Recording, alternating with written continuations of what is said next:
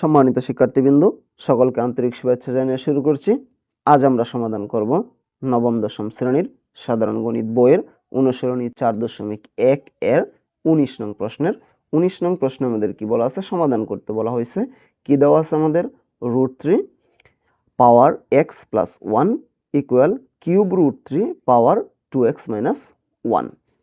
আমাদের এইটা সমাধান করে এখান থেকে x এর একটা মান নির্ণয় করতে হবে।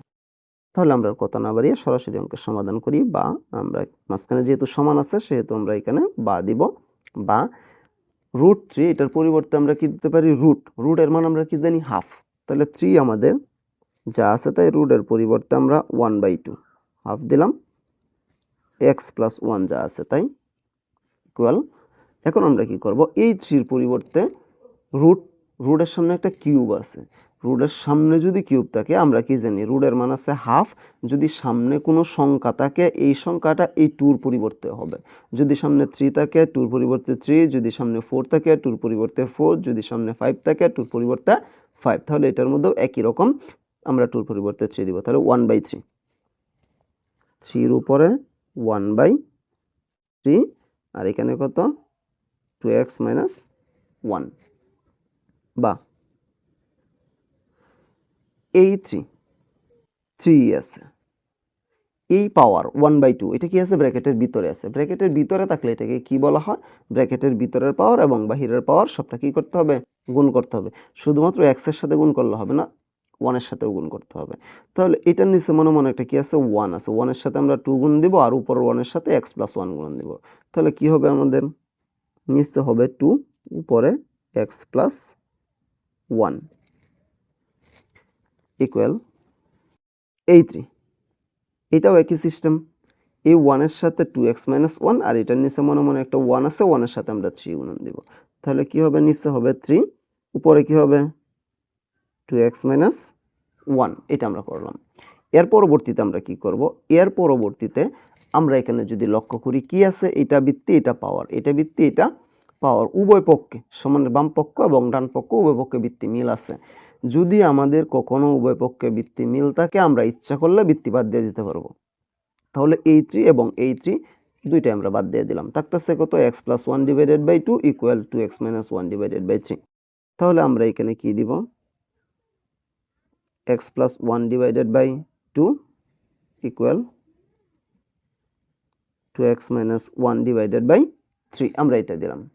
এর পরবর্তীতে আমরা কি করতে পারি? বা এখন আমরা কোনাকুনি বা আড়াআড়ি গুণ করতে পারি। 2 এর সাথে 2x মাইনাস 1 আর x প্লাস 1 এর সাথে 3। তাহলে আমরা 2 এর সাথে যদি 2x, আমরা 2 into 2x minus 1 equal 3 into x plus 1 এটা গুণ দিলাম।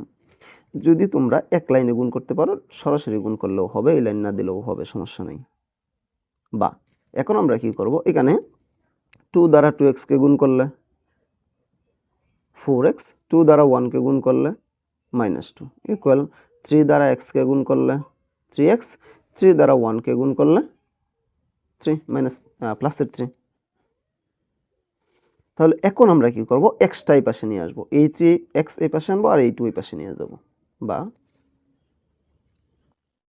4x যা আছে তাই এই 3x সমানের ডান পাশে ছিল প্লাসের, বাম পাশে আনলে মাইনাসের 3x ইকুয়াল এই 3 যা আছে তাই এই 2 সমানের বাম পাশে মাইনাসের, ডান পাশে নিলে প্লাসের, বা 4x থেকে 3x বাদ দিলে থাকতেছে কত? শুধুমাত্র x ইকুয়াল 3 আর 2 আমরা একসাথে যোগ করলে কত? 5। এইটাই হচ্ছে আমাদের x এর মান। এটাই আমরা সমাধান করলাম। x এর মান কত বের করলাম? আমরা 5 বের করলাম। কিভাবে বের করছি আরেকবার একটু আমরা বলতেছি। আমাদের যা দেওয়া ছিল ডাকটা তা লিখলাম, রুটের মান আছে হাফ, আমরা হাফ বসাইলাম, এটা যা আছে তাই। যদি আমাদের রুটের উপরে কোনো সংখ্যা থাকে, 2 তো থাকবে না, 3, 4, 5 যে কোনো কিছু সংখ্যা থাকতে পারে। যদি আমাদের এটা থাকে তাহলে এটা এই 2 পরিবর্তে হবে, মানে হাফের যে নিচে 2টা থাকে রুটের মানের পরিবর্তে 1/2, 2 পরিবর্তে আমাদের এই সংখ্যাটা বসবে। তাহলে এটা কি হয়েছে? 1/3, আমরা রুটটা উড়াই দিলাম। এটা যা আছে তাই। এখন এই ব্র্যাকেটের ভিতরের পাওয়ার বাহিরের পাওয়ার গুণ 3 যা আছে তাই। এই 2 এর সাথে এর নিচে মনে মনে সবটার নিচে একটা 1 আছে, 1 দ্বারা গুণ করলে 2, আর উপরের 1 দ্বারা এটাকে গুণ করলে এটা আমরা x প্লাস 1 উপরে ইকুয়াল, এটাও একই সিস্টেম, নিচে 3 উপরে 1 দ্বারা এটাকে গুণ করলে 2x - 1।